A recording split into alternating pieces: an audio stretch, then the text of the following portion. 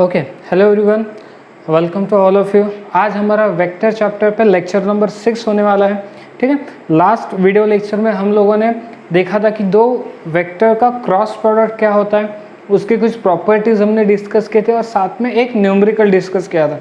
ठीक है, आज के क्लास में हम उसी टॉपिक के बेस पे एक और क्वेश्चन डिस्कस करेंगे और उसके बाद फिर हम हमारी स्टोरी को आगे बढ़ाएंगे। ठीक है, तो क्वेश्चन पे ध्यान दो। ठीक है ना, ये ऐसा क्वेश्चन है जिससे आपको बहुत सारी चीज़ें एक साथ यूज़ करनी पड़ेगी। यहाँ पे क्वेश्चन क्या कहता है कि वेक्टर ए आपको गिवन है 2i + j - 2k, vector B अपने को गिवन है i + j।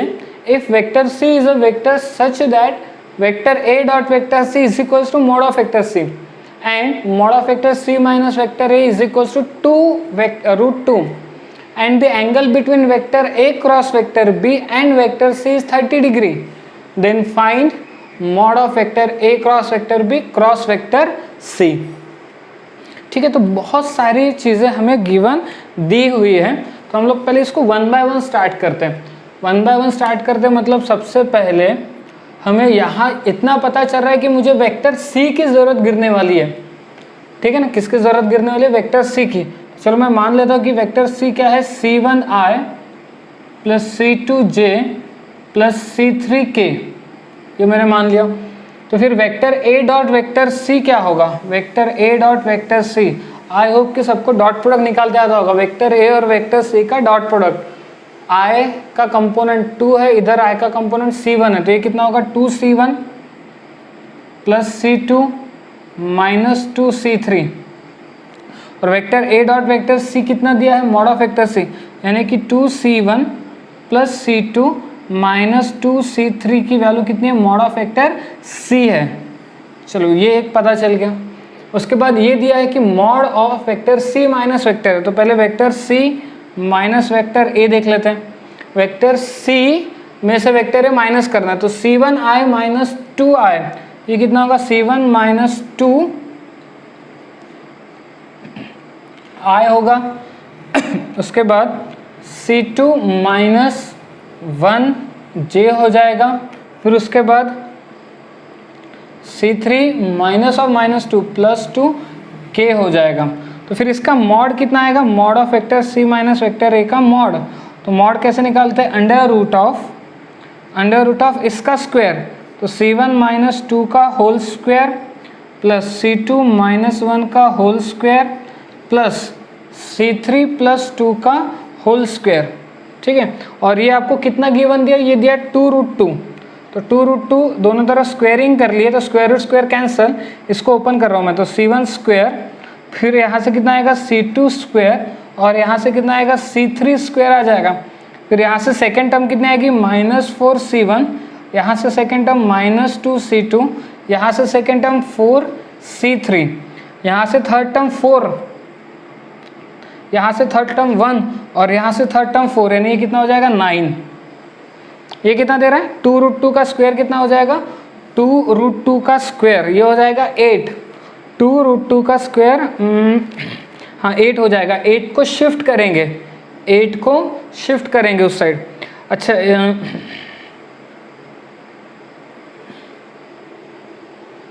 ये वेक्टर, एक काम करो पर यहाँ से मॉड ऑफ वेक्टर C कितना आएगा ये बताओ? मॉड ऑफ वेक्टर C कितना आ जाएगा? C1 square + C2 square + C3 square. तो mod of vector C square कितना होगा? C1 square + C2 square + C3 square. यानी ये जो लिखा है इसके जगह C1 square + C2 square + C3 square के जगह मैं mod of vector C square लिख सकता हूँ। ओके, इसमें से ध्यान से देखो ना, इसमें से -4C1 - 2C2 + 4C3 में से अगर मैं -2 कॉमन निकलूँ, -2 अगर कॉमन निकालूँ तो क्या बचेगा? 2C1 + C2 - 2C3, 2C1 + C2 - 2C3। ध्यान से देखना, इसमें से -2 कॉमन निकला तो क्या बचा? 2C1, ये देखो 2C1 + C2 + C2 - 2C3, यानी ये कितना? मॉड ऑफ वेक्टर C आ जाएगा, मॉड ऑफ वेक्टर C। ठीक है, ये भी सॉल्व हो गया। और ये 8 को उधर लेके गए -8, यानी कि +1 हो जाएगा। तो इज इक्वल टू कितना आएगा? 0। तो ये कुछ आपको क्वाड्रेटिक के जैसा दिखाई देना चाहिए ना। 1 को ऐसा स्प्लिट अप करो कि -2 आना चाहिए, तो -1 यानी कि मॉड ऑफ सी की वैल्यू कितनी आ जाएगी +1, मॉड ऑफ सी की वैल्यू आ गई +1। ठीक है, मॉड ऑफ सी की वैल्यू आ गई +1। आगे क्या करें? अच्छा, सबसे पहले हमें करना क्या है, हमें क्या करना है, हमें ये वैल्यू फाइंड आउट करनी ना। तो पहले तो मैं आपको ये पूछ रहा हूँ कि आपको एंगल बिटवीन, फॉर्मूला याद है साइन थीटा के फॉर्म में, ये होता है vector A cross vector B का mod upon mod of vector A mod of vector B, ये होता है। ठीक है, प्रॉपर्टी में देखो फॉर्मूला दिया है क्रॉस प्रोडक्ट के प्रॉपर्टी में, साइन थीटा, फिर थीटा क्या है, theta is angle between vector A and vector B, ये है। और यहाँ मुझे जो एंगल दिया है ये किसके बीच का दिया है, vector A cross vector B and vector C के बीच का एंगल दिया। तो क्या मैं ये बोल सकता हूँ sine theta is equals to mod of, देखो ध्यान से देखना, mod of vector A cross vector B, vector A cross vector B cross vector C upon mod of vector A cross vector B mod of vector C. फिर से एक बार, theta अगर angle है वेक्टर ए और vector B के बीच का, थीटा अगर एंगल है वेक्टर ए और वेक्टर बी के बीच का, तो फॉर्मूला क्या कहता है, sine theta vector A cross vector B upon mod of vector A mod of vector B. अगर थीटा एंगल है, theta is angle between vector A cross vector B and vector C, तो formula क्या होगा, sine theta mod of vector A cross vector B cross vector C upon mod of vector A cross vector B mod of vector C. ठीक है ना, इतना clear हो गया। तो हमें ये कंडीशन फाइंड आउट करनी है, तो मैं इसको शिफ्ट करता हूँ, तो ये अपने को क्या देगा, mod of vector A cross vector B cross vector C is equal, इसको शिफ्ट किया तो साइन थीटा आएगा, और थीटा कितना दिया 30 degree into mod of vector A cross vector B आएगा और मॉड ऑफ वेक्टर सी आएगा। अब साइन 30 तो अपने को पता है 1/2, मॉड ऑफ वेक्टर सी की वैल्यू भी निकल गई 1। अब बात आती है कि mod of vector A cross vector B की वैल्यू क्या होगी। ठीक है ना, किसकी वैल्यू निकालना है, mod of vector A cross vector B. तो उसके लिए मैं पहले vector A cross vector B निकाल लेता हूँ, vector A cross vector B, vector A और वेक्टर बी का cross product I J K, second रो में वेक्टर ए के कंपोनेंट 2 1 -2, थर्ड रो में वेक्टर बी के कंपोनेंट 1 1 0। तो ये कितना हो जाएगा, आई लिया, रिलेटेड रो और कॉलम को छोड़ दिया, 0 -2 +2, फिर माइनस जे लिया, रिलेटेड रो और कॉलम को छोड़ दिया, 0 -2 +2, प्लस के लिया, रिलेटेड रो और कॉलम को छोड़ दिया, 2 -1, ये कितना हो गया 2i -2j प्लस के, ये हो गया vector A cross vector B. तो फिर इसका मॉड कितना आएगा, vector A cross vector B का मॉड कितना आएगा, √2 का स्क्वायर 4 -2 का स्क्वायर 4 1 का स्क्वायर n, यानी कि 3 आ गया। ठीक है, सारी चीज़ें मिल गई, इसमें पुटअप करते हैं। तो साइन 30 की वैल्यू 1/2, इसकी वैल्यू कितनी आ गई 3 और इसकी वैल्यू कितनी है 1। तो फाइनल आंसर कितना आ रहा है आपका 3/2। तो फाइनल आंसर आ गया 3/2, यानी करेक्ट ऑप्शन कितना आ गया ए। ठीक है, ओके, तो अच्छे से देख लेना, नहीं समझा तो वीडियो को फिर से रिवाइंड करो, और क्या नहीं समझा उसको फिर से देखो। ज़्यादा कुछ डिफिकल्ट नहीं था, बस कुछ चीज़ें हमने एक साथ कर दी, यहाँ पे बहुत सारी चीज़ें एक साथ की हैं, तो उसको ध्यान से देखो। ओके, ठीक है, ओके। तो अब आपको क्या करना है, इसी के बेस पे सेल्फ प्रैक्टिस प्रॉब्लम 4 मैंने दिया हुआ है, उसको आपको सॉल्व करना है। ठीक है ना, इस वीडियो के साथ में नीचे डिस्क्रिप्शन में नोट्स अपलोड किए गए हैं, आपको क्या करना है, सेल्फ प्रैक्टिस प्रॉब्लम 4 सॉल्व करना है। ठीक है, अच्छा, कुछ बच्चे मुझे ये बोल रहे थे कि सर सॉल्व करने के बाद थोड़ा सा रुका करो ताकि हम चीज़ों को नोट डाउन करें। ठीक है, देखो, अगर आपको नोट डाउन करना है तो आप वीडियो को पॉज करो और नोट करो, ये एक तरीका है। या फिर नोट्स में ऑलरेडी सारी चीज़ें लिखी हुई है, वहाँ से आप नोट डाउन कर सकते हो। ठीक है, क्योंकि अगर मैं यहाँ पॉज हो गया तो मैं किसके लिए पॉज हूँ यहाँ पे। ठीक है ना, तो अगर आपको ये लिखना है तो आप वीडियो को पॉज करो और लिखो। ओके, ठीक है। ओके, तो अभी हमने देखा कि किस तरीके से एक लास्ट न्यूमेरिकल हमने सॉल्व किया, ठीक है ना। बहुत बढ़िया न्यूमेरिकल था, आप उस न्यूमेरिकल को फिर से एक बार ट्राई करो, ठीक है। ओके, अब अपने वेक्टर चैप्टर को हम थोड़ा और आगे बढ़ाते हैं और एक नए टॉपिक को डिस्कस करते हैं, और उस न्यू टॉपिक का नाम है scalar triple product. Scalar triple product,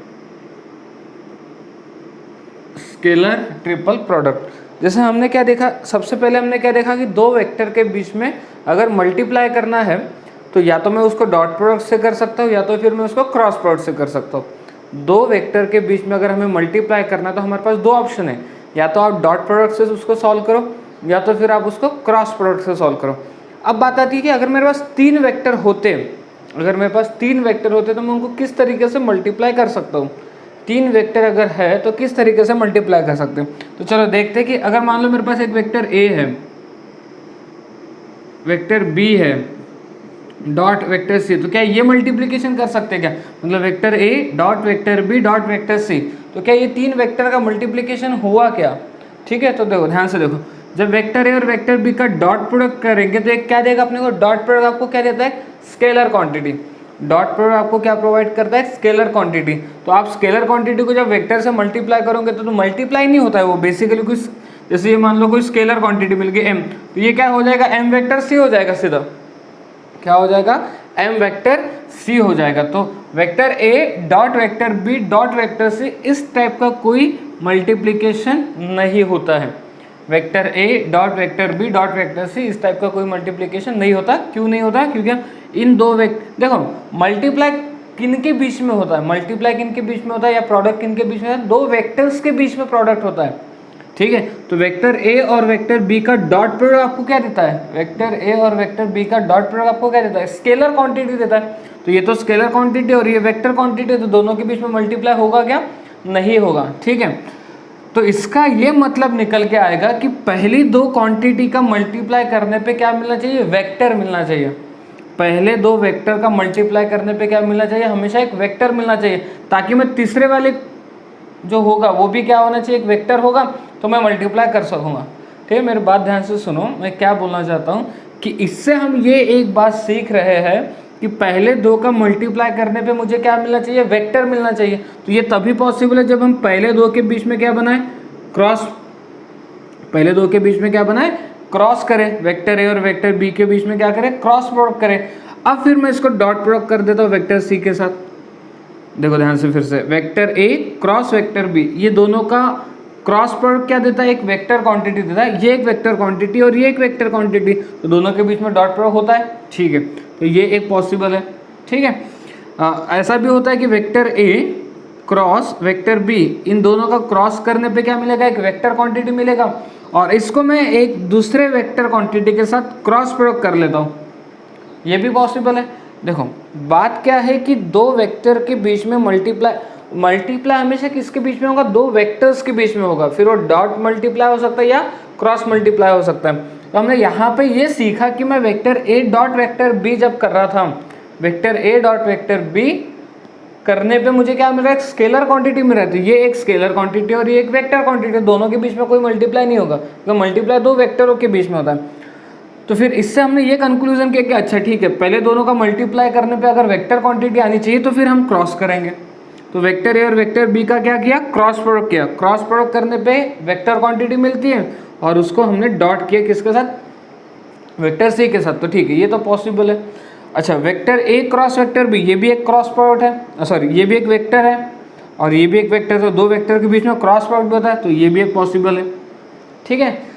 अब मेरा क्वेश्चन क्या, ये पॉसिबल है क्या? Vector A dot vector B cross vector C, जैसे कि ये पॉसिबल नहीं था, vector A dot vector B का डॉट प्रोडक्ट वेक्टर सी के साथ पॉसिबल नहीं था। क्यों नहीं था? क्योंकि पहले दो की क्वांटिटी हमें क्या मिल रही है?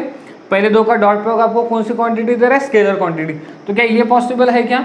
नहीं, ये भी पॉसिबल नहीं, क्योंकि वेक्टर ए और वेक्टर बी का डॉट प्रोडक्ट आपको क्या दे रहा है? एक स्केलर क्वांटिटी दे रहा है। तो अगेन स्केलर क्वांटिटी तो फिर सवाल ही नहीं आता मल्टीप्लाई का। मल्टीप्लाई हमेशा दो वेक्टरों के बीच में होगा, तो ये भी पॉसिबल नहीं है। तो पॉसिबल क्या है? Vector A cross vector B dot vector C. Vector A cross vector B dot vector C, ये पॉसिबल है, या vector A cross vector B cross vector C. तो इसे हम लोग कहते हैं स्केलर ट्रिपल प्रोडक्ट। इसे हम लोग क्या कहते हैं? Scalar triple product. और इसे हम लोग कहते हैं वेक्टर ट्रिपल प्रोडक्ट। इसे क्या बोलते हैं? Vector triple product. Scalar triple product क्यों बोलते हैं? क्योंकि ट्रिपल प्रोडक्ट, प्रोडक्ट मतलब मल्टीप्लाई हो रहा है, ट्रिपल का मतलब 3 वेक्टर, स्केलर का मतलब स्केलर क्वांटिटी देगा। ये फाइनल आंसर इसका क्या आएगा? Scalar quantity.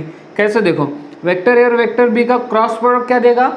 एक वेक्टर प्रोडक्ट देगा। वेक्टर ए और वेक्टर बी का क्रॉस प्रोडक्ट क्या देगा? एक वेक्टर क्वांटिटी देगा।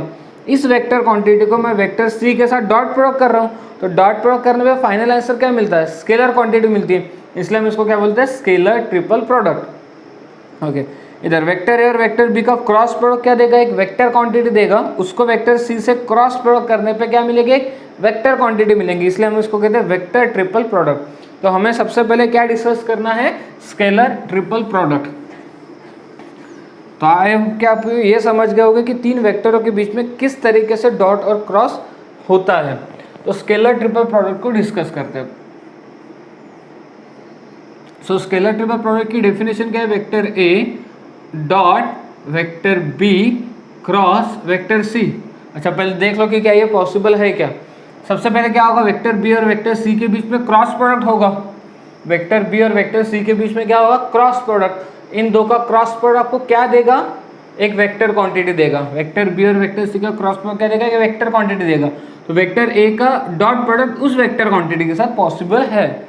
ठीक है, तो स्केलर ट्रिपल प्रोडक्ट की ये होगी डेफिनेशन। इसको एक ऐसे भी रिप्रेजेंट करते हैं, बॉक्स के अंदर लिखते हैं vector A, vector B, vector C. इसी चीज को vector A dot B cross C को इस तरीके से भी लिखते हैं बॉक्स के अंदर ए बी सी। इसीलिए स्केलर ट्रिपल प्रोडक्ट का एक नाम और भी है, और वो नाम है बॉक्स प्रोडक्ट। और वो नाम क्या है? Box product. ठीक है, इसके आपके नोट्स मिल जाएगा। इसको ये जो थ्योरी मैं पढ़ा रहा हूँ, मैं आपको ज़्यादा डिटेल में थ्योरी नहीं लिखा के देता हूँ, क्योंकि इसकी थ्योरी ऑलरेडी आपके नोट्स में लिखी हुई है। तो आप डिस्क्रिप्शन में जाओ और वहाँ पे देखोगे तो आपको इसके नोट्स मिल जाएंगे, तो आप वो डाउनलोड कर लो। ठीक है ना। तो स्केलर ट्रिपल प्रोडक्ट क्लियर हो गया? ये सबको क्लियर हो गया? ठीक है, चलो इसकी डेफिनेशन देखते हैं अब। इसकी डेफिनेशन क्या होगी? Vector A dot B cross C की डेफिनेशन क्या होगी? डेफिनेशन का क्या मतलब है? जैसे आपको पता है vector A dot vector B की क्या डेफिनेशन है? Mod of vector A mod of vector B cos theta. अच्छा, एक बार फिर से ध्यान दो, theta is the angle between vector A and vector B. Theta किसके बीच का एंगल है? वेक्टर ए और वेक्टर बी के। क्रॉस प्रोडक्ट क्या होता है? Vector A cross vector B mod of vector A mod of vector B sine theta, साथ में यूनिट वेक्टर। यहाँ थीटा क्या है? एंगल है, किसके बीच का? वेक्टर ए और वेक्टर बी के बीच का। ठीक है, तो पहले ध्यान से देखो, ये vector A dot B cross C की डेफिनेशन बोलो। बी क्रॉस सी की डेफिनेशन क्या होती है? ये होती है mod of vector B mod of vector B mod of vector C sine theta ले लेते हैं, साइन थीटा, साथ में आएगा यूनिट वेक्टर। ठीक है, तो अब मेरा क्वेश्चन, क्या ये वेक्टर क्वांटिटी है कि स्केलर क्वांटिटी है? मेरा क्वेश्चन सुनो, वेक्टर क्वांटिटी है कि स्केलर क्वांटिटी है? ये एक वेक्टर क्वांटिटी है। ठीक है ना, क्योंकि ये देखो, ये मैग्नीट्यूड, ये भी मैग्नीट्यूड, ये भी मैग्नीट्यूड, तो ओवरऑल यहाँ से आता है कि एक मैग्नीट्यूड है और उसको यूनिट वेक्टर से मल्टीप्लाई किया, तो किसी भी मैग्नीट्यूड को यूनिट वेक्टर से मल्टीप्लाई करने पे एक वेक्टर क्वांटिटी मिलती है। तो ये बेसिकली क्या है? एक वेक्टर क्वांटिटी है। अच्छा, इसमें थीटा क्या है? Theta is the angle between vector B and vector C. Theta किसके बीच का एंगल है? Vector B and vector C के बीच का एंगल है। अच्छा, अब ये भी एक वेक्टर क्वांटिटी है और ये भी वेक्टर एक क्वांटिटी, दोनों के बीच में क्या है? Dot product. वेक्टर ए और वेक्टर बी के बीच में डॉट प्रोडक्ट क्या होता है? Mod of vector A mod of vector B cos theta. तो फिर इन दोनों का डॉट प्रोडक्ट क्या होगा? मॉड ऑफ वेक्टर ए, ये रहेगा mod of vector B mod of vector C sine theta, unit vector का मॉड कितना हो जाएगा? 1 हो जाएगा, और बाद में क्या आएगा? कॉस, यहाँ पे कोई और एंगल आएगा और वो एंगल होगा फाई। ठीक है, देखो समझो, थीटा क्या है? थीटा एंगल है, किसके बीच का? बी और सी के बीच का। क्योंकि हमने ये देखो, ये वेक्टर ए वेक्टर है डॉट, ये जो vector B cross vector C की डेफिनेशन हो गई है, mod of vector B mod of vector C sine theta unit vector. तो थीटा किसके बीच का एंगल हो जाएगा, बी और सी के बीच का, ठीक है। तो फाई किसके बीच का एंगल होगा, फाई हो जाएगा बी क्रॉस सी, मतलब देखो बी क्रॉस सी और ए के बीच का, ठीक है ना। देखो डॉट, फिर से ध्यान से देखो अच्छे से, थीटा किसके बीच का एंगल है, बी और ए के बीच का। तो यहाँ पे जो फाई लिया हमने, फाई किसके बीच का एंगल होगा, B cross C and A के बीच का। So vector A dot B cross C की डेफिनेशन क्या हो जाएगी, mod of vector A mod of vector B mod of vector C sine theta cos phi. यहाँ पे लिख लेते theta, theta is angle between vector B and vector C. Theta किसके बीच का एंगल है, vector B and vector C के बीच का। थीटा किसके बीच में लाइज करता है, 0 एंड 180 के बीच में लाइज करता है, ठीक है। अगेन अब फाई किसके बीच का एंगल है, phi B cross C and vector A के बीच का एंगल है। Phi is angle between B cross C and vector A के बीच का, तो ये फाई भी कितना रहेगा, ये फाई भी 0 और 180 के बीच में ही लाइज करेगा, ठीक है। चलो इतना क्लियर हो गया। तो ये आपके पास आ गई डेफिनेशन, किसकी definition, vector A dot B cross C की डेफिनेशन आ गई। Vector A dot B cross C की definition, mod of vector A mod of vector B mod of vector C sine theta cos phi, ठीक है। Theta और phi के बीच में ध्यान रखना, ये आप पे भी डिपेंड करता है ना। अब जैसे मान लो अगर मैं यहाँ पे फाई लेता, ये फाई लेता, तो इस बार ये फाई किसके बीच का एंगल होता, बी एंड सी के बीच का एंगल होता। और यहाँ अगर मैं थीटा लेता तो थीटा किसके बीच का एंगल होता, B cross C and vector A के बीच का एंगल होता, ठीक है। तो ये आप पे डिपेंड करता है कि आप कैसे डिनोट करते हो। आई होप कि आपको डेफिनेशन बहुत अच्छे से क्लियर हो गई होगी, ओके ठीक है। ओके तो अभी हम लोगों ने डिस्कस किया कि स्केलर ट्रिपल प्रोडक्ट की डेफिनेशन क्या होती है, ठीक है। अब हम डिस्कस करेंगे कि इसका ज्योमेट्रिकल इंटरप्रिटेशन क्या है। मतलब जैसे कि हमें पता है कि क्रॉस प्रोडक्ट का ज्योमेट्रिकल इंटरप्रिटेशन क्या है, कि क्रॉस प्रोडक्ट अपने को एरिया देता है, याद है, पैरेललोग्राम का एरिया, बी क्रॉस सी का मॉड, एरिया ऑफ ट्राइंगल, ठीक है, 1/2 मॉड ऑफ बी क्रॉस सी। तो क्रॉस प्रोडक्ट आपको क्या देता है, क्रॉस प्रोडक्ट आपको क्या देता है, एरिया प्रोवाइड करता है। डॉट प्रोडक्ट क्या देता है, प्रोजेक्शन प्रोवाइड करता है। पता है प्रोजेक्शन हमने टॉपिक पढ़ा था, मेरा प्रोजेक्शन मेरी परछाई, तो परछाई की लेंथ क्या होगी, ये हम लोग किससे निकाल सकते हैं, डॉट प्रोडक्ट से। तो समझो डॉट प्रोडक्ट प्रोजेक्शन प्रोवाइड करता है, क्रॉस प्रोडक्ट एरिया प्रोवाइड करता है। अब देखते हैं कि स्केलर ट्रिपल प्रोडक्ट ज्योमेट्रिकली क्या प्रोवाइड करता है, ठीक है ना, इसको डिस्कस करने वाले। तो मेरे सामने एक पैरेललोपाइप्ड है, ठीक है ना, एक पैरेललोपिपेड है, ये पैरेललोपिपेड है। जैसे मान लो ये हो गया ओरिजिन, और इसको मैं कुछ नाम देता हूँ, ये है आपका मान लो बी, और ये है आपका मान लो ए, और ये है आपका सी पॉइंट, ठीक है। ये ओके तो ये इसको मैंने वेक्टर ए नाम दे दिया, इसको वेक्टर बी नाम दिया, इसको वेक्टर ए नाम दिया, और ये इसे हमने वेक्टर सी नाम दे दिया, ठीक है। वेक्टर ए और वेक्टर बी के बीच में एंगल है, लेट्स से वेक्टर ए और वेक्टर बी के बीच में एंगल है थीटा, वेक्टर ए और वेक्टर बी के बीच में एंगल है थीटा। तो अब ध्यान से सुनो मेरी बात, और आपको पता ही है कि अगर मैं वेक्टर ए और वेक्टर बी का क्रॉस प्रोडक्ट करता हूँ, जैसे ये वेक्टर ए हो गया, ये वेक्टर ए है, ठीक है, ये वेक्टर बी हो गया, ये वेक्टर बी हो गया, इन दोनों के बीच में एंगल कितना है, थीटा। तो अगर मैं वेक्टर ए और वेक्टर बी का क्रॉस प्रोडक्ट निकालता हूँ, तो इन दोनों का क्रॉस प्रोडक्ट मुझे क्या देता है, एक थर्ड वेक्टर देता है। वेक्टर ए और वेक्टर बी का क्रॉस प्रोडक्ट हमें क्या देता है, थर्ड वेक्टर देता है। ये होता है vector A cross vector B, ठीक है ना, जो इन दोनों को कैसा होता है, परपेंडिकुलर होता है। इतना क्लियर हो गया।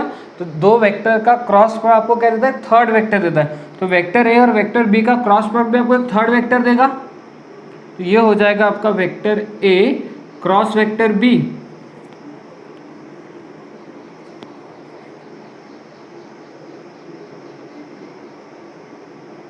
ठीक है।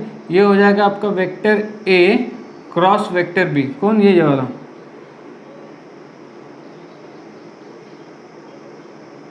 ठीक है।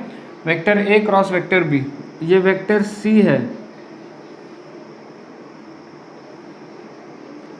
तो vector A cross vector B और वेक्टर सी के बीच में एंगल है, मान लो ये एंगल है फाई, ये एंगल क्या है फाई है। आई होप कि आपको दिख रहा होगा, ठीक है। मैं थोड़ा इसको और क्लियर कर लेता हूँ।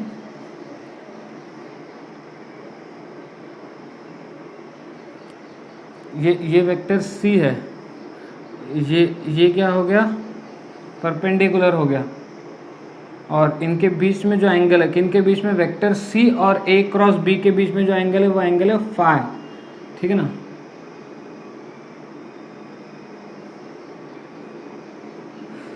ठीक है, इतना क्लियर हो गया। तो अगर आप ध्यान से देखोगे तो ये कैसा है, इन दोनों को परपेंडिकुलर है, मतलब ये जो है ये, मतलब क्या, इसको अगर मैं नाम दे दूँ, एक प्रॉपर नेम दे दूँ, तो ओ एम परपेंडिकुलर है, ओ एम परपेंडिकुलर। तो ये क्या रिप्रेजेंट कर रहा है, इस पैरेललोपिपेड की हाइट रिप्रेजेंट कर रहा है। बात क्लियर हो रही है क्या। ये देखो ये ओ एम हो गया ना, ओ एम, ये ओ एम कैसा है, परपेंडिकुलर है। तो परपेंडिकुलर बेसिकली क्या होती है, हाइट होती है। जैसे इस रूम का अगर मैं परपेंडिकुलर बनाऊं तो वो क्या हो जाएगी, इस रूम की हाइट हो जाएगी, ठीक है ना। यहाँ पे वेक्टर ए हाइट नहीं है, देखो वेक्टर ए तो कुछ इस तरीके से है, सॉरी वेक्टर ए नहीं, वेक्टर सी, ठीक है। ये हो गया आपका वेक्टर सी, ये वेक्टर सी तो ये हो गया, ठीक है। और ये होगी परपेंडिकुलर, इनके बीच में एंगल कितना है, फाई है। क्लियर हुआ। तो ये परपेंडिकुलर, तो ये ओ एम क्या रिप्रेजेंट कर रहा है, हाइट रिप्रेजेंट कर रहा है, ठीक है। ओके, तो हम लोग ये देख रहे हैं कि इसका ज्योमेट्रिकल इंटरप्रिटेशन क्या है, इसका ज्योमेट्रिकल क्या मीनिंग है। तो देखो ध्यान दो, vector A dot B cross C, vector A dot B cross C, या फिर यहाँ पे मैंने वेक्टर ए और वेक्टर बी लिया है ना, तो मुझे यहाँ क्या करना पड़ेगा, vector A cross vector B, क्योंकि वेक्टर ए और वेक्टर बी में क्रॉस हो रहा है और डॉट हो रहा है किसके साथ, वेक्टर सी के साथ, ठीक है। तो vector A cross vector B dot vector C में क्या होगा, डेफिनेशन वाइज क्या होगा, देखो इसको आप वेक्टर ए समझो, इसको आप वेक्टर बी समझो। Vector A dot vector B की डेफिनेशन क्या होती है, मॉड ऑफ वेक्टर ए, मतलब इसका mod, vector A cross vector B का mod, mod of vector C, mod of vector C, और कॉस क्या आएगा, cos vector B A cross B और वेक्टर सी के बीच में क्या एंगल है, वेक्टर ए क्रॉस बी और वेक्टर सी के बीच में क्या एंगल है, फाई। तो यहाँ पे क्या आ जाएगा, कॉस के साथ में फाई आ जाएगा, समझा। ये देखो बहुत सिंपल है, vector A dot vector B की definition, mod of vector A mod of vector B cos theta, theta क्या है, वेक्टर ए और वेक्टर बी के बीच का एंगल है। तो ये देखो, ये आपके लिए vector A cross vector B एक वेक्टर है और ये दूसरा वेक्टर है, तो दोनों के बीच में डॉट प्रोडक्ट क्या होगा, इसका मॉड फिर इसका मॉड और कॉस, इन दोनों के बीच का एंगल, तो इन दोनों के बीच में एंगल क्या है, फाई है, ठीक है। इतना क्लियर हो गया। अब इसको ध्यान से देखो कि vector A cross vector B का मॉड है, वेक्टर ए, ये हो गया आपका वेक्टर ए, ये हो गया आपका vector B, vector A cross vector B का मॉड। तो vector A cross vector B का मॉड अपने को क्या देता है, इस बेस का एरिया दे देगा, मतलब ये जो पैरेललोग्राम है इसका क्या आएगा, एरिया आ जाएगा। ये हमने वेक्टर प्रोडक्ट में पढ़ के रखा है कि अगर आपको एक पैरेललोग्राम पता है, जैसे ये पैरेललोग्राम है, इसका एडजेसेंट साइड पता है, तो उसके एडजेसेंट साइड के क्रॉस प्रोडक्ट का मॉड क्या होता है, एरिया होता है, ठीक है। तो ये जो बेसिकली लिखा है आपके पास, ये mod of vector A cross vector B, ये जो लिखा है यहाँ से यहाँ तक, ये क्या लिखा है, area, area of parallelogram, parallelogram, area of parallelogram, ठीक है। अब बात आती है कि ये क्या है फिर ये, ठीक है। तो ध्यान से देखो, अगर आप इसको यहाँ क्लियरली नहीं देख पा रहे हो तो यहाँ पे देखो अच्छे से, ठीक है ना। ये देखो, ये वेक्टर सी, ये वेक्टर सी, ये vector A cross vector B, देखो ये vector A cross vector B, इन दोनों के बीच में एंगल कितना है, फाई है। तो अब मैं क्या करता हूँ ना, यहाँ से इस पर परपेंडिकुलर बनाता हूँ, ठीक है। तो ये यहाँ पे एंगल कितना हो जाएगा, 90 हो जाएगा। अब इस ट्राइंगल को ध्यान से देखो, ये ट्राइंगल ओ, ये सी और ये वाला एम, अगर मैं यहाँ पे कॉस अप्लाई करूँ, कॉस फाई अप्लाई करता हूँ, क्योंकि एंगल कितना है, फाई है, तो कॉस फाई क्या कहता है, कॉस फाई क्या कहता है, एडजेसेंट साइड, मतलब ये ओ एम, तो ओ एम बेसिकली क्या है, हाइट है, ये ओ एम क्या हो गई, हाइट हो गई, upon adjacent side upon hypotenuse, hypotenuse का मॉड मतलब मैग्नीट्यूड आएगा, इसकी मैग्नीट्यूड मतलब क्या होगा, मॉड ऑफ वेक्टर सी हो जाएगा। मॉड ऑफ वेक्टर सी को अगर मैं शिफ्ट करूँ तो height, HEIGHT, height mod of vector C cos phi, यानी कि mod of vector C cos phi basically क्या रिप्रेजेंट कर रही है, हाइट, किसका, इस पैरेललोपिपेड की हाइट रिप्रेजेंट कर रही है। तो ये जो है ये mod of vector C cos phi, ये क्या रिप्रेजेंट कर रही है, height, height of parallelepiped, height of parallelepiped. तो अब हमें ये पता ही है कि area of parallelogram into height of parallelepiped, area of base into height, area of base into height क्या होता है, वॉल्यूम का फॉर्मूला ये, ठीक है ना, ये क्या है, वॉल्यूम, वॉल्यूम किसका, वॉल्यूम ऑफ पैरेललोपिपेड, ये जो पैरेललोपिपेड है इसका वॉल्यूम।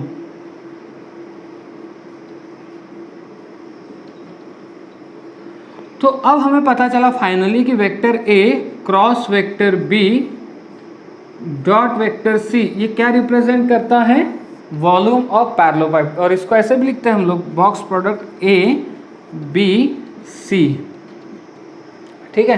तो देखो फिर से एक बार, डॉट प्रोडक्ट क्या बताता है, प्रोजेक्शन की लेंथ, डॉट प्रोडक्ट आपको क्या देता है, प्रोजेक्शन की लेंथ। क्रॉस प्रोडक्ट का मैग्नेट आपको क्या देता है, क्रॉस प्रोडक्ट का मैग्नेट आपको क्या देता है, एरिया, ठीक है ना, एरिया प्रोवाइड करता है। और स्केलर ट्रिपल प्रोडक्ट आपको क्या पता करता है, क्या प्रोवाइड करता है, वॉल्यूम ऑफ पैरेललोपिपेड, ठीक है ना, ये अपने को ध्यान रखना है। तो अब हमें फाइनली पता चल गया कि vector A cross vector B dot vector C का ज्योमेट्रिकल इंटरप्रिटेशन क्या है, it is a volume of a parallelepiped, ये क्या है, volume of a parallelepiped. I hope कि इतना आपको बहुत अच्छे से क्लियर हुआ होगा, ओके, ठीक है, ओके। तो अभी आपने आज के क्लास में हमने क्या क्या डिस्कस किया, हमने सबसे पहले एक न्यूमेरिकल डिस्कस किया, आई होप कि आपको सब कुछ वो बहुत अच्छे से समझा होगा। उसके बाद हमने डिस्कस किया स्केलर ट्रिपल प्रोडक्ट के डेफिनेशन, उसके बाद हमने डिस्कस किया स्केलर ट्रिपल प्रोडक्ट का ज्योमेट्रिकल इंटरप्रिटेशन। अब आते हैं प्रॉपर्टी पे।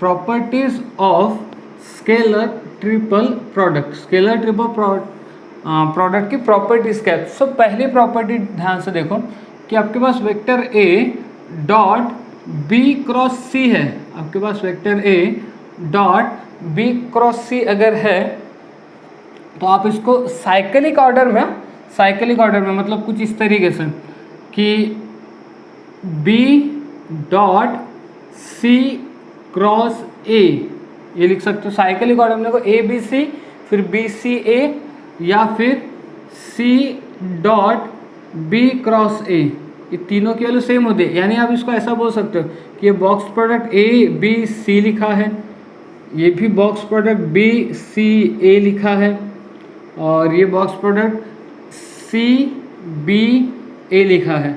मतलब अगर आप साइक्लिक ऑर्डर में लिखते हो तो आंसर आपका सेम आएगा, ए बी सी बी सी ए और सी ए बी, साइक्लिक ऑर्डर के हिसाब से आंसर सेम आएगा।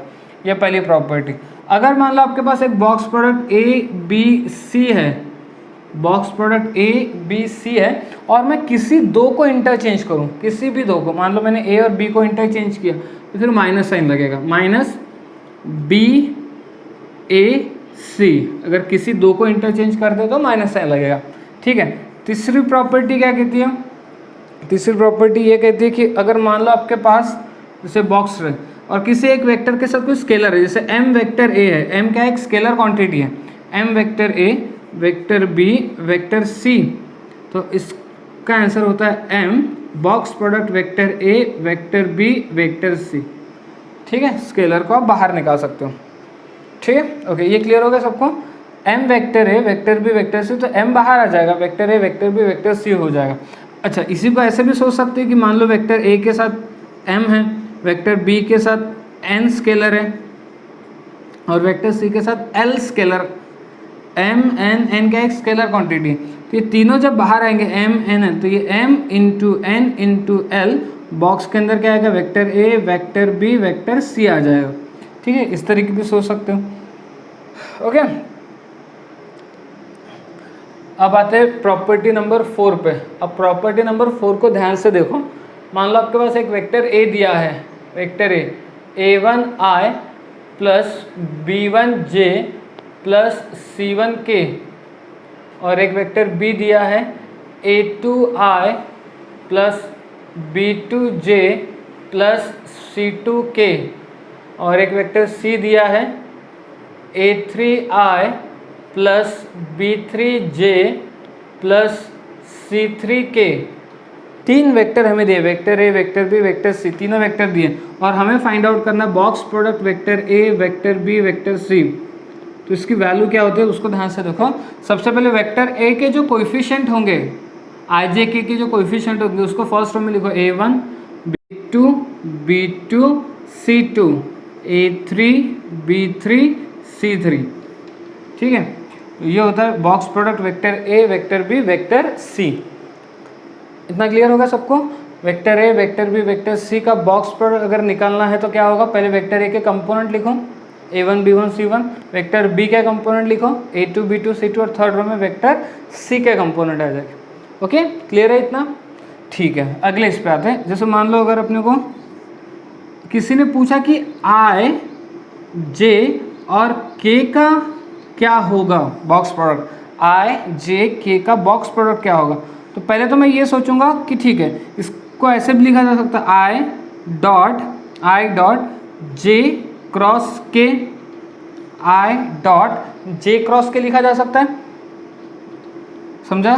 I dot J cross K। अच्छा, J क्रॉस K कितना होता है?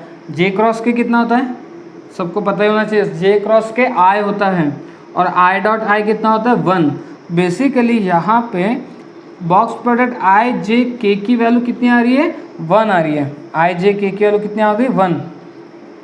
तो इसका ये मतलब होगा कि यहाँ कुछ नहीं मतलब 1 है, यहाँ कुछ नहीं मतलब क्या है, 1 है। और 1 है तो मैं इसको ऐसे लिख सकता हूँ कि यहाँ पे बॉक्स प्रोडक्ट आई जे के लिखा हुआ है करके। समझा क्या? देखो बहुत सिंपल है। Box product A B C ये तो अपने को सबको पता ही है। अच्छा, मैं ये बताने का रीज़न, मुझे एक और प्रॉपर्टी, इंपॉर्टेंट प्रॉपर्टी बतानी है, लेकिन जब तक ये क्लियर नहीं होगा आपको ये अगली प्रॉपर्टी समझ में नहीं आएगी। देखो बॉक्स प्रोडक्ट आई जे की वैल्यू कितनी है, 1 है। ठीक है, box product vector A, vector B, vector C कितना है, A1 B1 C1, मतलब वेक्टर ए के कंपोनेंट, वेक्टर बी के कंपोनेंट और फिर वेक्टर सी के कंपोनेंट। अब यहाँ कुछ नहीं मतलब 1 तो है और 1 को मैं ऐसे भी लिख सकता हूँ। समझा इतना? ओके, तो इसका काम क्या था कि अगर मान लो मेरे पास कुछ अब अलग दिया होगा,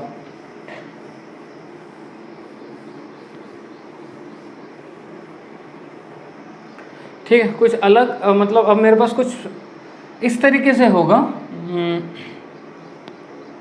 ठीक है, जैसे मान लो एक वेक्टर ए दिया है मेरे पास, वेक्टर ए दिया हुआ है, वेक्टर ए A1 x वेक्टर, ये वेक्टर है। जैसे यहाँ पे वेक्टर ए क्या था, A1I plus B1J plus C1K। Vector B क्या था, A2I plus B2J plus C2K। Vector C क्या था, A3I plus B3J plus C3K।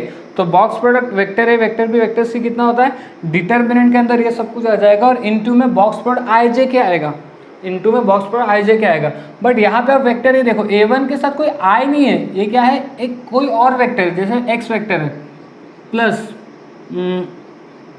B1 y vector plus C1 z vector. ठीक है, और एक वेक्टर b दिया है आपको A2 x vector plus B2 y vector plus C2 z vector और एक वेक्टर c दिया हुआ है A3 x vector plus B3 y vector plus C3 z vector.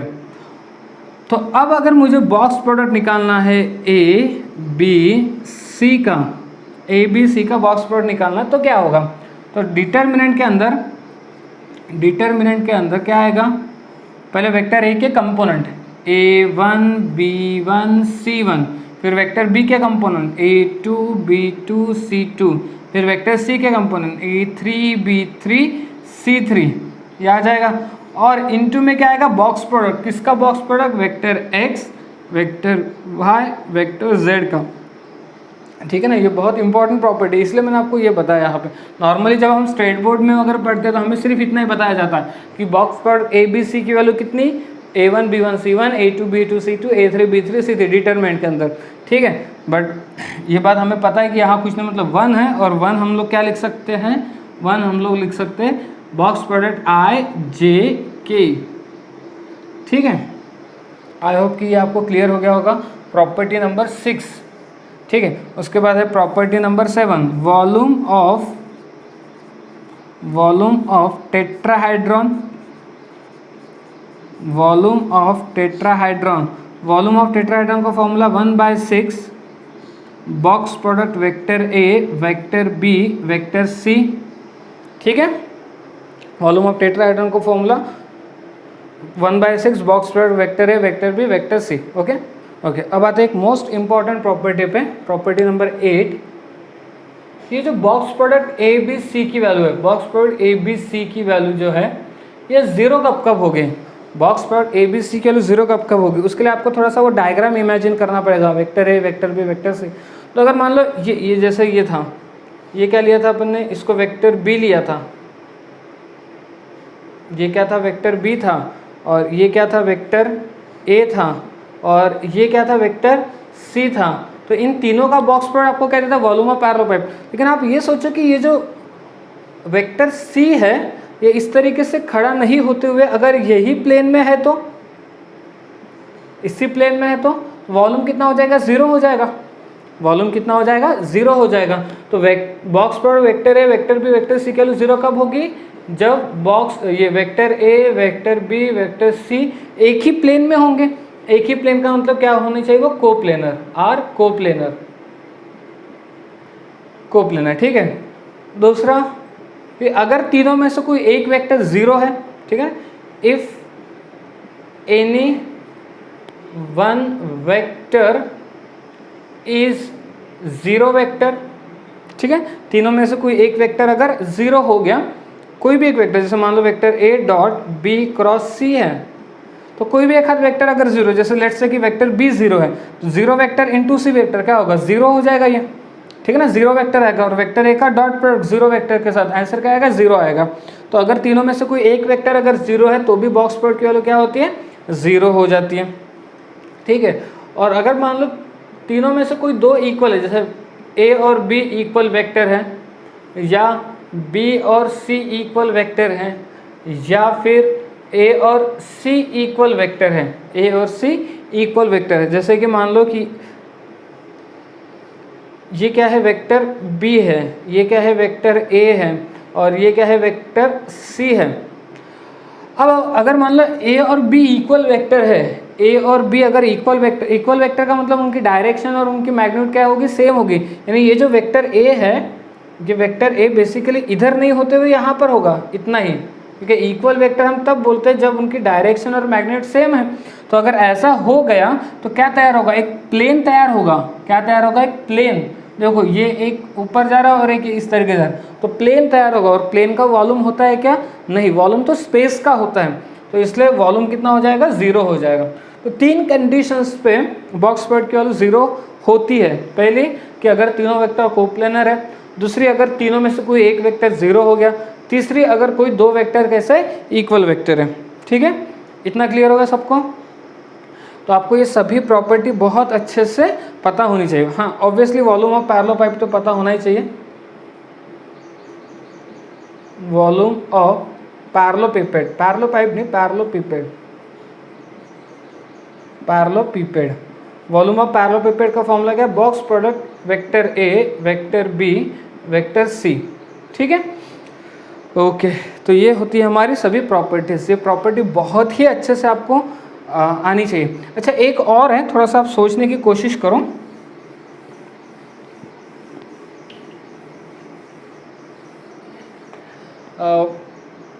Property number 10 कि अगर कुछ ऐसा है, box product vector A plus vector B है, ये एक वेक्टर हो गया, वेक्टर सी और वेक्टर डी ये एक वेक्टर हो गया, vector A plus vector B एक वेक्टर है, वेक्टर सी और वेक्टर डी दूसरा वेक्टर है। तो इसकी वैल्यू किसके बराबर में होती है, ध्यान से देखो, याद रखना बहुत आसान है।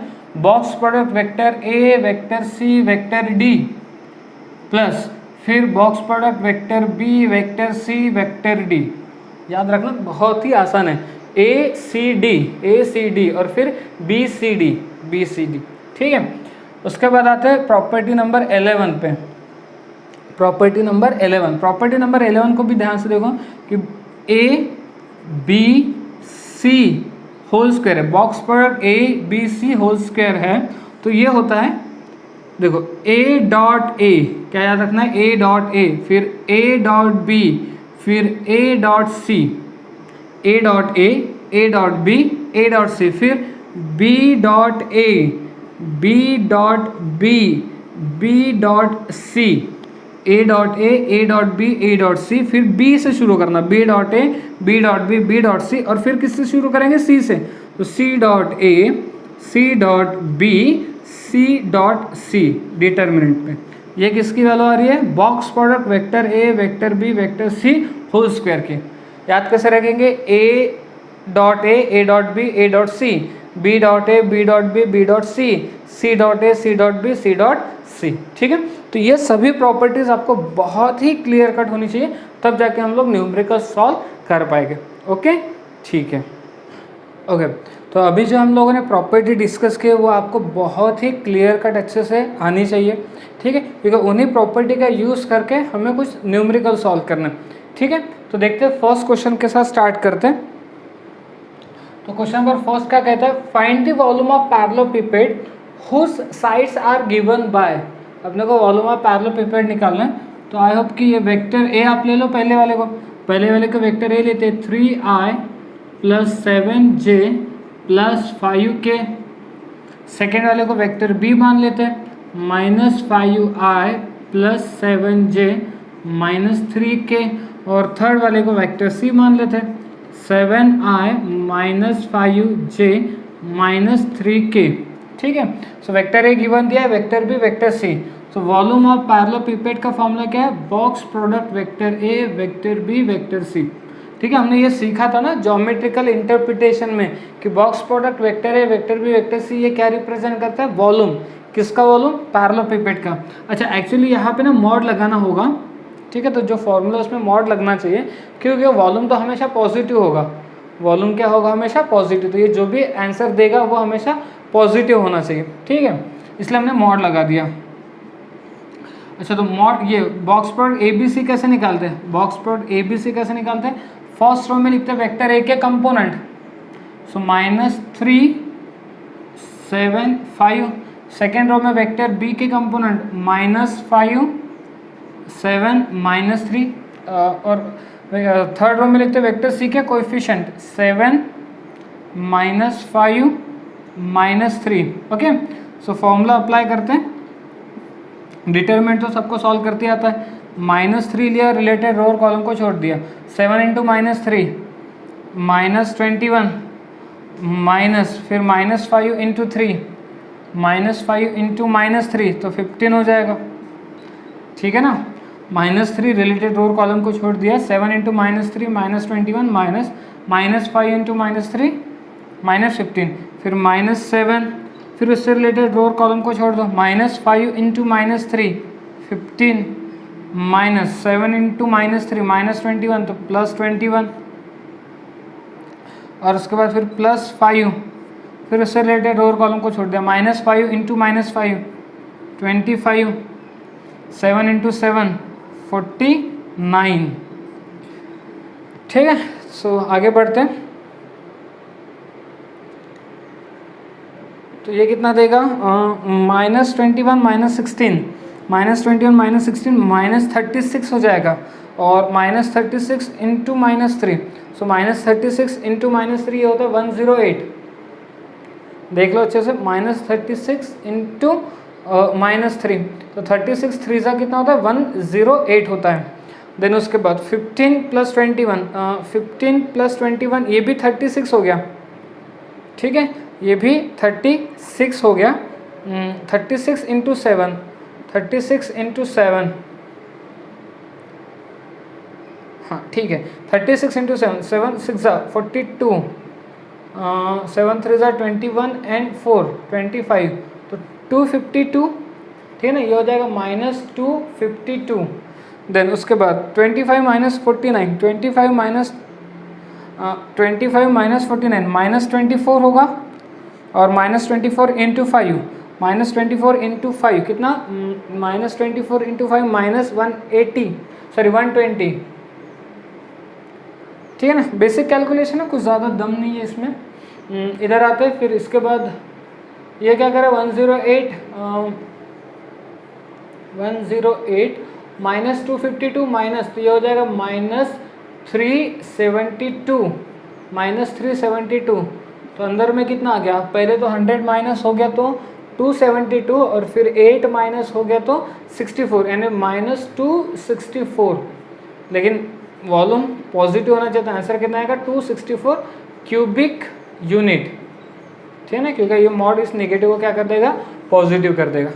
ठीक है, तो काफ़ी सिंपल क्वेश्चन था ये, तो स्टेट बोर्ड के लेवल के क्वेश्चन है, स्टेट बोर्ड में आते हैं इस टाइप के क्वेश्चन। ओके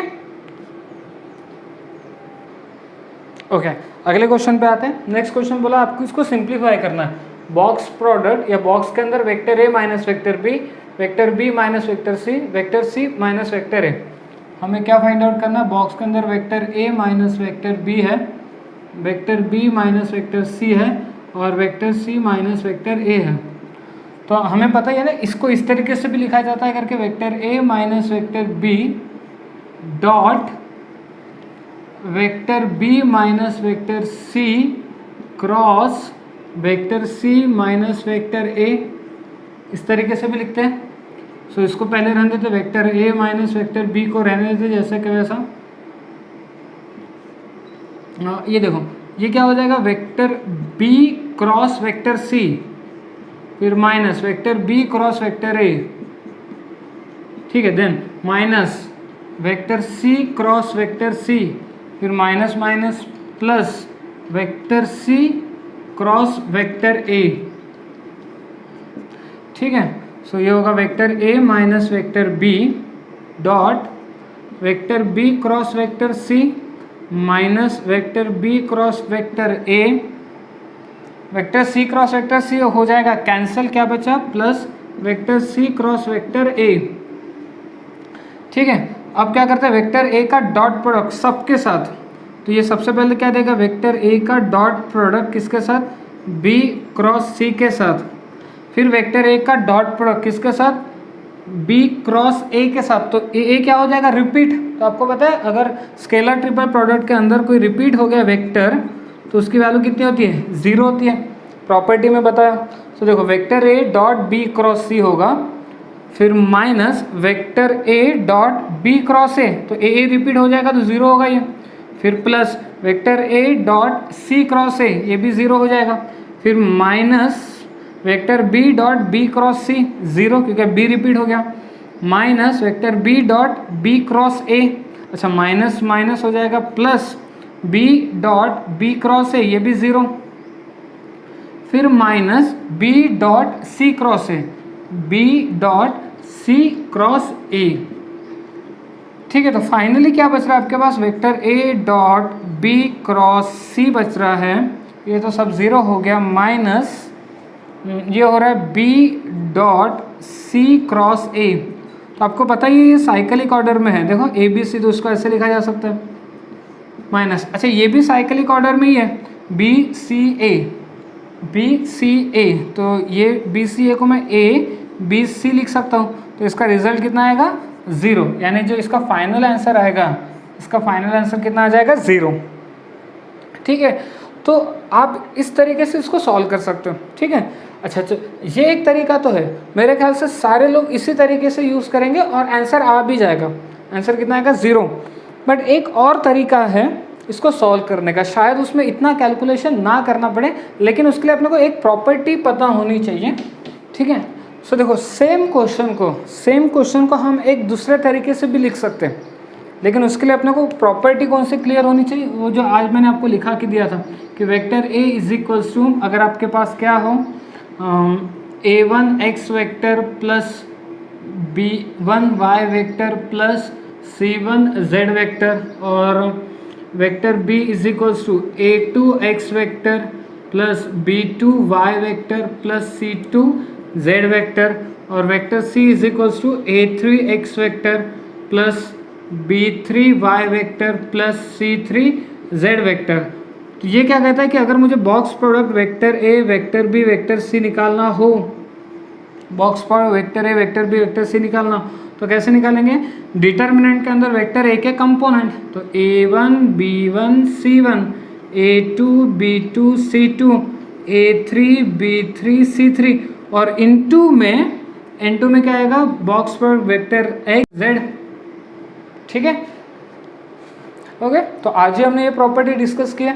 अब हम लोग देखते हैं कि इस प्रॉपर्टी का यूज़ मैं इस क्वेश्चन में कैसे कर सकता हूँ। ठीक है, बात को समझो, इस प्रॉपर्टी का यूज़ हम यहाँ पे कैसे करते हैं। तो उसके लिए पहले तो मैं इसको वेक्टर p मान लेता हूँ कि ये क्या है, vector a minus vector b को मैंने वेक्टर p मान लिया।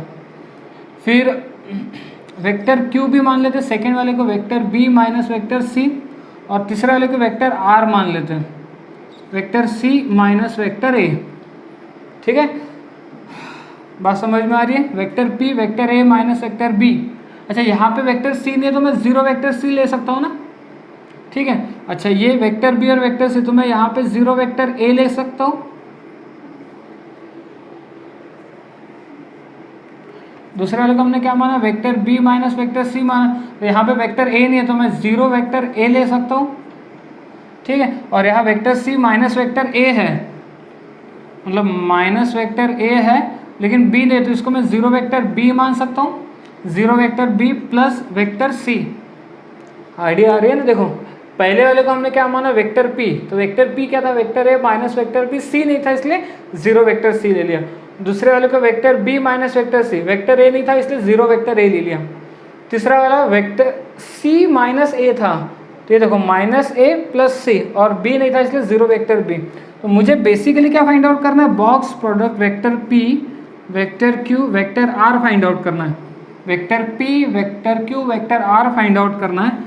तो फॉर्मूला क्या बनाए, देखो a b c अगर फाइंड आउट करना है तो x1 a1 b1 c1 आएगा।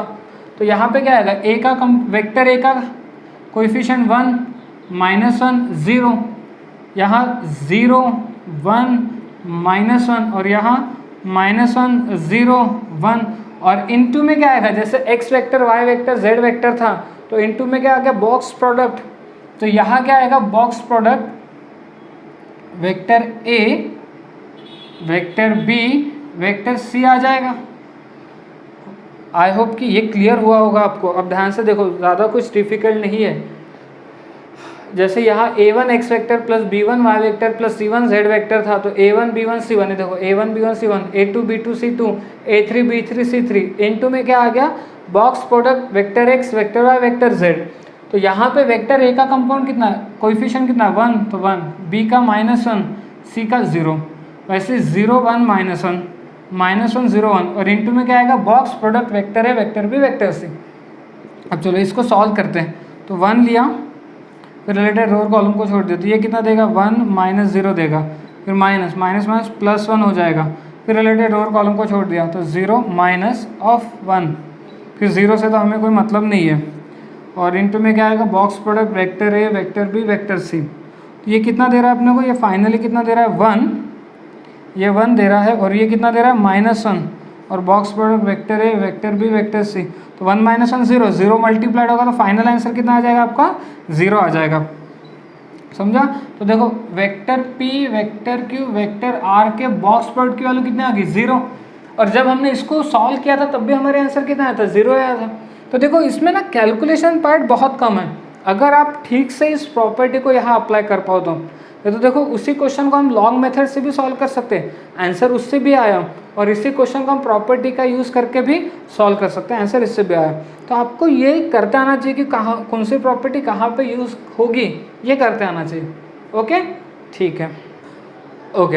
हाँ, एक और क्वेश्चन करते हैं, काफ़ी सिंपल क्वेश्चन है, आपने बोर्ड एग्जाम में भी इसको, बोर्ड के क्लासेस में भी सॉल्व किया होगा। Show that the vector a b and c are coplanar. आपको ये शो करना है कि तीनों वेक्टर क्या है, कोप्लेनर है। तो तीनों वेक्टर कोप्लेनर शो करना मतलब बॉक्स प्रोडक्ट की वैल्यू क्या आनी चाहिए, 0 आनी चाहिए। तो बॉक्स प्रोडक्ट फाइंड आउट करते हैं। बॉक्स प्रोडक्ट कैसे फाइंड आउट करेंगे, वेक्टर a के कंपोनेंट -2 4 -2, वेक्टर b के कंपोनेंट 4 -2 -2, वेक्टर c के कंपोनेंट -2 4। ठीक है, ओके इसको सॉल्व करते हैं। तो -2 रिलेटेड रो कॉलम को छोड़ दिया, ये कितना हो जाएगा -8, फिर माइनस ये कितना हो जाएगा 4, फिर -4 रिलेटेड रो कॉलम को छोड़ दिया, 4 4 16, -2 इंटू -2 4, फिर -2 रिलेटेड रो कॉलम को छोड़ दिया, 4 इंटू -2 -8 माइनस ये हो जाएगा 4। तो ये कितना बन गया, -8 -4 -12 24 और 16 -4 12, 12 × 4 48 और -8 -4 -12 प्लस 24, हाँ 1 मिनट, हो जाएगा 0। तो फाइनल आंसर कितना आ गया आपका 0।